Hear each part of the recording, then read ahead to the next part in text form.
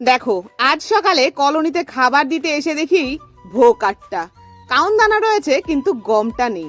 পায়রাগুলো খাবে কি সেই ভেবে আমি চলে গেলাম গম আনতে। এইটা হচ্ছে আমাদের নিচু বাজার, এখানে সব রকমের জিনিস পাওয়া যায়।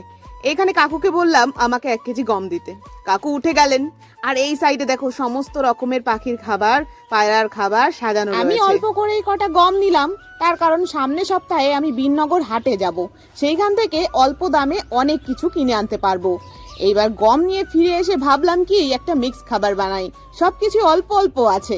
ওদেরকে ছেড়ে দিয়ে অল্প কটা গম আগে দিয়ে নি, দাঁড়াও, নাহলে ওরা পাগল হয়ে যাবে। দেখো উঠকে পড়েছে। তো এখানে দেখো সবকিছুই আমি গুছিয়ে নিয়েছি, চাল, সর্ষে, ভুট্টা ভাঙা আর গম। অল্প অল্প করে লেয়ার বানিয়ে নি, তারপর মিক্স করব। দেখো ভুট্টা ভাঙা যেহেতু কম রয়েছে সেই জন্য আমি সবকটাই দিয়ে দিলাম। আর আমার পায়রাগুলো জানো তো ভুট্টা ভাঙা খেতে চায় না।